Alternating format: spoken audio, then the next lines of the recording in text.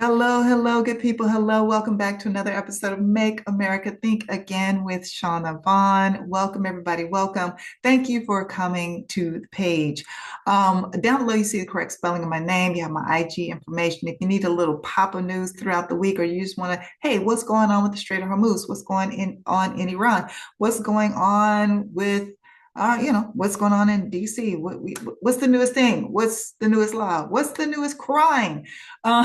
Then you can just pop on my IG page, and trust me, I will have the information there for you. And then lastly, you find my Cash App down below, $1111, or a call if you'd like to bless a sister. Bless a sister. We appreciate you. I also appreciate every single one of you for coming to the page. Please subscribe to the page because we need to get the numbers up. Please like and share any video that you find intriguing, interesting, or informative. And please bring more folks to the page. Okay, so let's jump into the weekend update. There's a lot of things that happened this week. Luckily, all of them are not horrible, though. I do have a couple of sprinkles of good news in here. So let's dive in. I'm going to start off with the good news. How about that? I'm going to start off with some good news. So there was a big, big win in Virginia in regards to redistricting and the maps in Virginia. And in order to make sure that there are more blue seats than red seats in Virginia.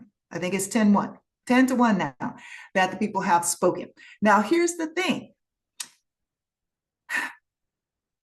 They always try. Here's the thing. So Republicans are getting beat at their own game.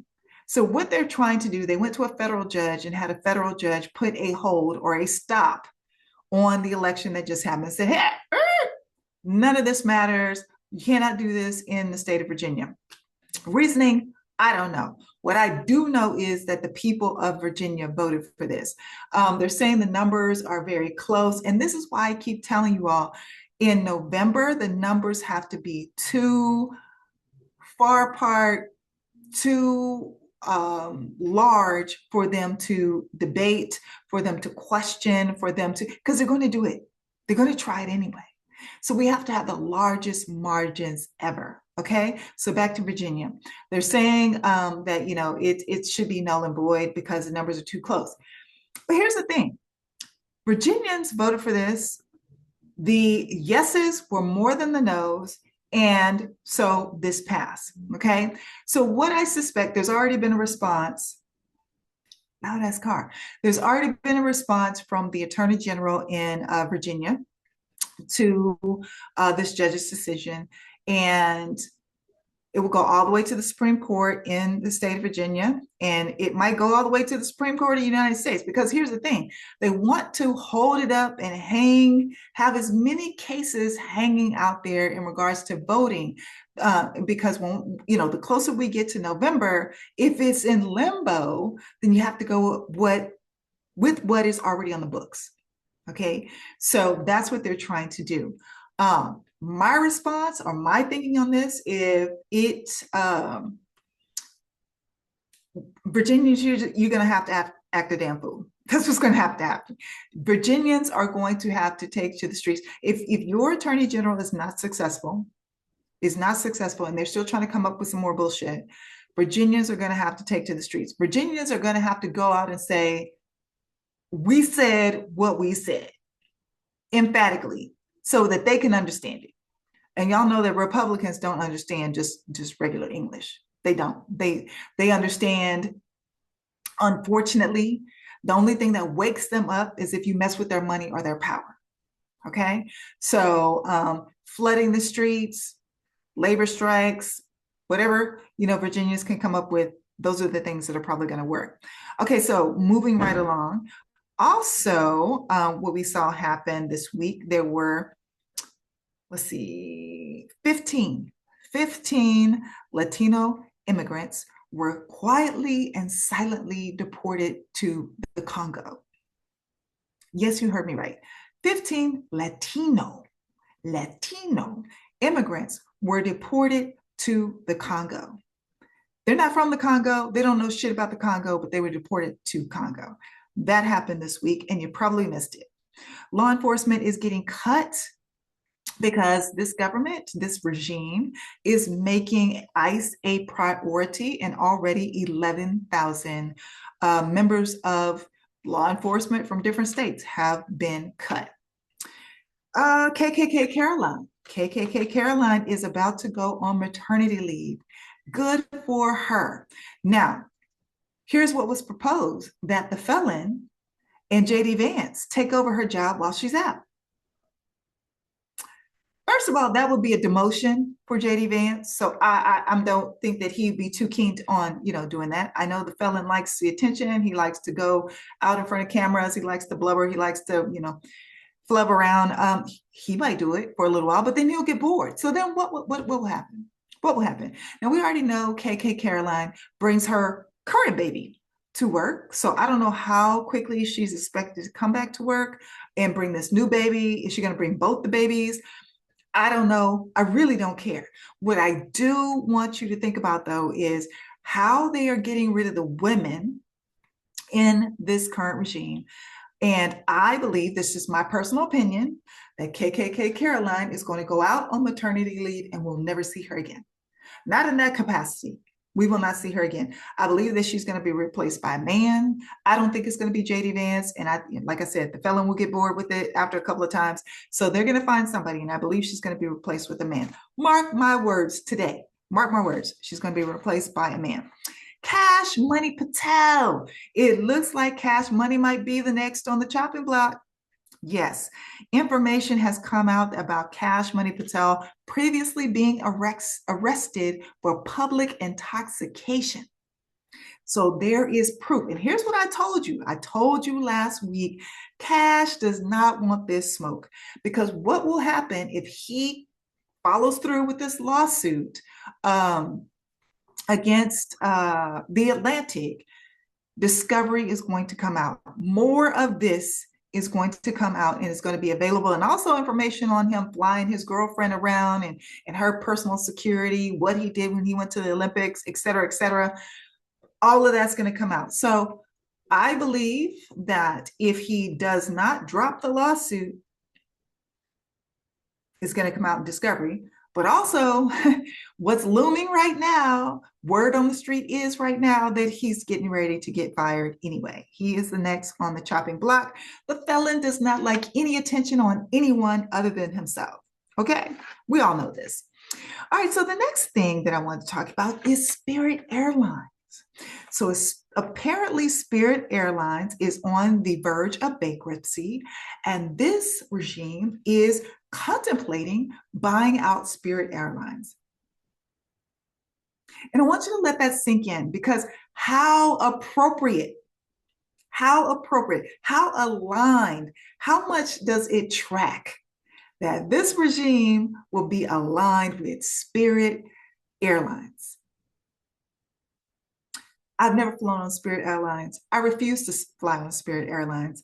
That's just my preference. That's just what I've seen. I've seen way too many videos about Spirit Airlines. So this is what they're proposing. Now, the government is saying that they would, if they bought out Spirit Airlines, and they would make it an arm of the military. They would use the planes to transport troops, equipment, and cargo. So, yeah, I don't know where this is going to go. I don't know if they're trying to use Spirit Airlines as an excuse to get that $15 billion that he was asking for the military. I don't know what this is about, but why Spirit Airlines? A lot of airlines are hurting now. The whole travel industry is hurting now because of this economy. So we shall see, but that's what's on. What happened this week with Spirit Airlines, and they are saying that they are looking at purchasing Spirit Airlines.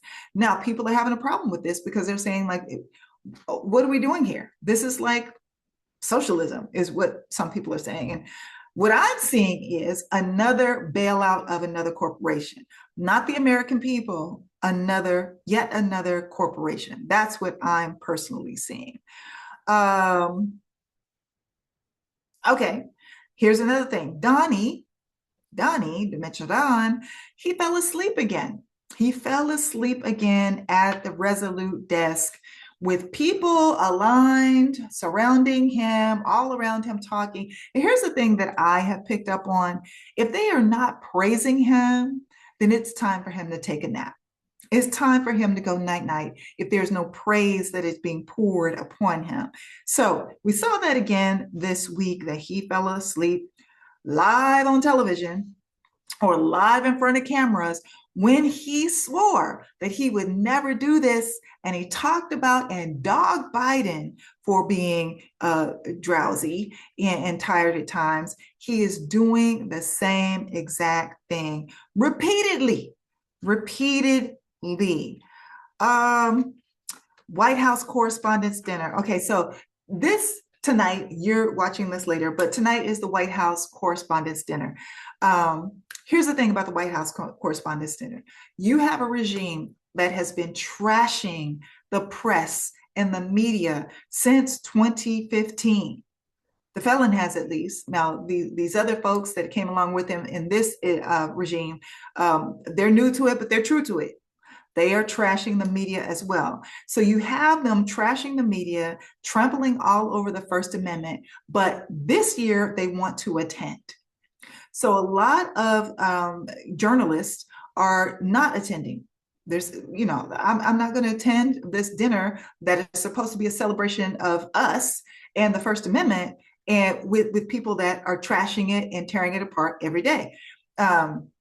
Either they're trashing it or they're trying to create state TV through the Ellison family. So it's a farce. The felon is constantly yelling fake news, badgering, berating, belittling them on the plane, in the Oval Office, outside on the rotunda. He's always dogging the press. So Heck said there's not going to be any comedians. There's not going to be any comedians. And surprise, surprise, right? The problem is, I'm going to tell y'all what the problem is. A lot of people are also calling this the Klan dinner because it's only going to be filled with MAGA folks in this regime. But Donnie has not been right. He has not been right in the head since Obama made jokes about him at the White House Correspondents' Dinner years ago. He has not been right in the head. His fragile little ego was broken that night.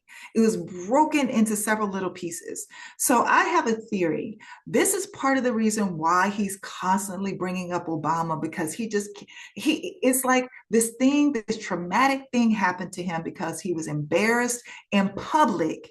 And he cannot get it out of his head that he has to get back at Obama, even though they were speaking at Jimmy Carter's funeral, which I still don't understand why Obama was doing that. But hey, Michelle held it down. Michelle said, fuck no, I'm not going. Okay. So I believe that is part of it. And also, I still believe the fact that a Black man was president before the felon, that still is up his crawl. Like, he just cannot let that go. So the White House Correspondents' Dinner is where it all started, where the fuel behind the felon began, because he got pissed off because he was publicly embarrassed. Now, I don't know what's going to happen tonight. All I do know is a lot of the journalists that I respect, that I follow, they are not attending. So we'll see what happens with that. And I'm going to stop right here. I'm going to break this down into a couple of episodes because I got a lot more material to cover. So stay tuned for part 2.